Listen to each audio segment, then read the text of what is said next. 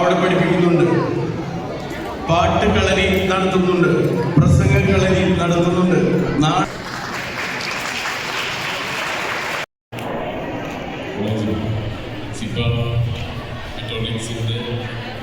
ആരാധനയുള്ള എല്ലാ മെമ്പർമാരും, ഔദ്യോഗിക ഭാരവാഹികൾ, സ്നേഹം നിറഞ്ഞ കുട്ടികളെ, രക്ഷിതാക്കളെ, എല്ലാവർക്കും എൻ്റെ നമസ്കാരം. 17-ാം വർഷമായിട്ട് ഈ ഒരു ചിത്രരചനാ മത്സരം 150ഓളം സ്കൂളുകളെ പങ്കെടുപ്പിച്ചുകൊണ്ട് 3000-4000-നടുത്ത് ഉള്ള ആളുകളെ പങ്കെടുപ്പിച്ചുകൊണ്ട്, കുട്ടികളെ പങ്കെടുപ്പിച്ചുകൊണ്ട് നടത്തുന്ന ഈ ഒരു വലിയ ചിത്രകലാ മാമാങ്കത്തിൽ എനിക്ക് പങ്കെടുക്കാൻ കഴിഞ്ഞാൽ വലിയ അഭിമാനം തോന്നും. ചെറിയൊരു കാര്യമല്ല. ഇത്രയും വർഷത്തോളം ഇങ്ങനെ തുടർച്ചയായിട്ട് ഇത്ര വലിയൊരു ചിത്രരചനാ മത്സരം സംഘടിപ്പിക്കുക എന്ന് പറയുന്നത് ഒരു ചെറിയ കാര്യമായിട്ട് കാണാൻ കഴിയില്ല. ബാലരമയുടെ ഒരു അഖില കേരള ചിത്രരചനാ മത്സരത്തിൽ ഞാൻ ഒരു ജഡ്ജ് ചെയ്യാൻ പോയിട്ടുണ്ടായിരുന്നു. അന്ന് ഒരു ആരോഗ്യമുള്ള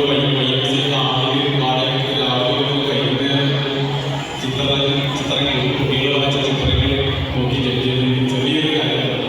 അപ്പം അത്രയും ചിത്രങ്ങൾ ഓരോരുത്തരുടെയും മനസ്സിലുള്ള, ഭാവനയിലുള്ള, ചിന്തകളിലുള്ള നല്ല കളർഫുള്ളായിട്ടുള്ള ചിത്രങ്ങൾ എല്ലാം തിരഞ്ഞെടുക്കുന്നവർക്ക് പോലും ബുദ്ധിമുട്ടായിട്ടുള്ള സംഭവമാണ്. പക്ഷേ കുട്ടികളൊന്നും എന്നെ ശ്രദ്ധിച്ചാൽ ഒരു 3 കാര്യങ്ങൾ നിങ്ങളെ പരിചയപ്പെടുത്തരാം. നിരീക്ഷണ ബുദ്ധി എന്ന് പറയുന്ന ഒരു ചിത്രം വരയ്ക്കുന്ന ഏതൊരു കുട്ടിയും ശ്രദ്ധിക്കേണ്ട 3 കാര്യങ്ങളാണ് ഈ പറയുന്നത്. നിരീക്ഷണ ബുദ്ധി എന്ന് പറയുന്നത് നമ്മൾ ചുറ്റുപാടുമുള്ള കാര്യങ്ങളെ സൂക്ഷ്മമായിട്ട് നിരീക്ഷിക്കുക എന്നുള്ളതാണ്. അതിന് ബുദ്ധി നമ്മുടെ പ്രകൃതി എങ്ങനെയാണ്, മൃഗങ്ങൾ എങ്ങനെയാണ്, പൂക്കൾ എങ്ങനെയാണ്, മരങ്ങൾ എങ്ങനെയാണ്, ആകാശം എങ്ങനെയാണ്, മനുഷ്യന്റെ ശരീര പ്രകൃതികൾ എങ്ങനെയാണ്, അവരുടെ നിറങ്ങൾ എങ്ങനെയാണ്, ഇതെല്ലാം നമ്മൾ സൂക്ഷ്മമായിട്ടുള്ള ഒരു നിരീക്ഷണ ബുദ്ധി നമുക്കുണ്ടാവും. രണ്ടാമതാണ് പരീക്ഷണ ബുദ്ധി. നമ്മളൊന്ന് പരീക്ഷിച്ച് നോക്കണം. നമ്മൾ കണ്ട കാര്യങ്ങൾ, നിരീക്ഷിച്ച കാര്യങ്ങളെല്ലാം നമുക്ക് ചിത്രം വരയ്ക്കാൻ കഴിയുന്നുണ്ടോ എന്നുള്ളതൊന്ന് പരീക്ഷിച്ച് നോക്കുന്നതല്ലാണ്. നമ്മൾ സ്കൂളിൽ പഠിക്കുന്ന കാര്യങ്ങൾ വീട്ടിൽ പോയിട്ടൊന്ന് റിഹേഴ്സൽ ചെയ്യാറുണ്ട്. അതുപോലെ തന്നെ നമുക്ക് ചിത്രം ഒന്ന് വരച്ചു നോക്കാം. നമ്മുടെ ചിന്തകളിലുള്ള പശുവിനെയും ആടിനെയും പൂക്കളെയും ഒക്കെ നമുക്കൊന്ന് വരച്ചു നോക്കാം. പ്രാക്ടീസ് നമുക്ക് ആവശ്യമാണ്. മൂന്നാമത് പറഞ്ഞതാണ് പ്രായോഗിക ബുദ്ധി എന്ന് പറയുന്നത്. അത് ഇത്തരം മത്സരങ്ങൾക്ക് പ്രയോഗിക്കേണ്ടതാണ്. വേണ്ട സമയത്ത് വേണ്ട രീതിയിൽ പ്രയോഗിക്കാനുള്ള ഒരു കഴിവ് ആണ് വേണ്ട പ്രായോഗിക ബുദ്ധി എന്ന് പറയുന്നത്. നമുക്കൊരു മത്സരത്തിന് നമുക്കൊരു താമരക്കുളം വിഷയമായിട്ട് തന്നിരിക്കട്ടെ. നമ്മളെന്തായിരിക്കും വരയ്ക്കാൻ? ഒരു കുളവും വരയ്ക്കും, കുറച്ച് താമരകളും വരയ്ക്കും, അല്ലെ? കുറച്ചൊക്കെ താമര വരയ്ക്കും.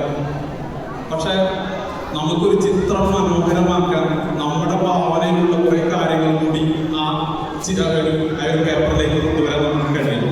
ഒരു താമരയും കുളവും മാത്രമല്ല, അവിടെ ആകാശം ഉണ്ടാവാം, നല്ല കളർഫുള്ളായിട്ടുള്ള മരങ്ങളുണ്ടാവാം, പൂക്കളിലുള്ള ചെടികളുണ്ടാവാം, ഒരു വെള്ളം കുടിക്കുന്ന ആടോ ആൺകുട്ടിയോ ആവാം, നീന്തി തുടിക്കുന്ന ഒരു അരയന്നമാവാം, അല്ലെങ്കിൽ താറാവുകളാവാം. അങ്ങനെ എന്തെല്ലാം നമുക്ക് ഒരു ചിത്രം മനോഹരമാക്കാൻ അവനവന്റെ ഭാവനയിൽ വരുന്ന പലതും നമുക്ക് വേണമെങ്കിൽ അതിനകത്ത് കൂട്ടിച്ചേർക്കാം.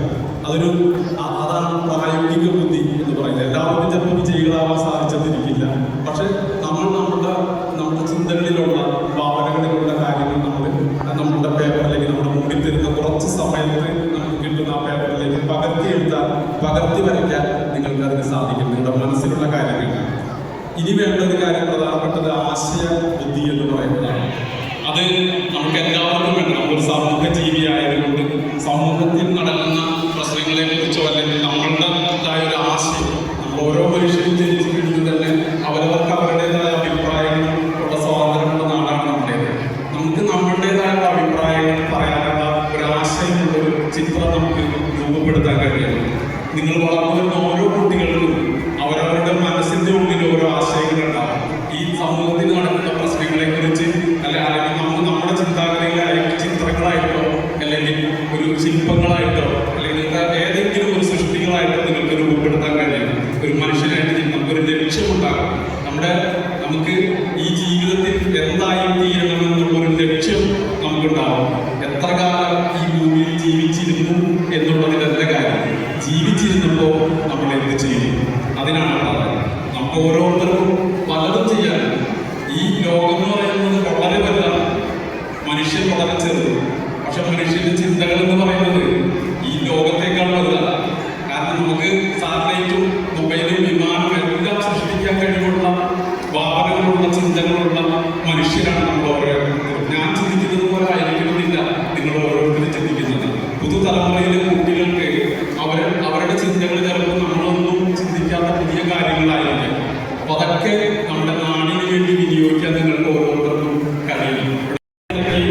ഒരു ലഹരിയുടെയും രുചി അറിയാതെയാണ് ഞാൻ ഈ നിമിഷം വരെ നിൽക്കുന്നതും ഞാൻ ചെയ്തിട്ടുള്ള സൃഷ്ടികൾ ഓരോന്നും. ഇനിയും ഈ ജീവിതകാലം മുഴുവൻ അതില്ലാതെ തന്നെ എനിക്ക് സൃഷ്ടികൾ ഉണ്ടാക്കാനും ഈ ഭൂമുഖത്ത് ജീവിക്കാൻ കഴിയുമെന്നുള്ള ആത്മവിശ്വാസം എനിക്കുണ്ട്. അപ്പൊ അതുപോലെ നിങ്ങൾക്ക് ഓരോ കുട്ടികളുടെ ഇപ്പോഴത്തെ കാലഘട്ടത്തെ വിടും.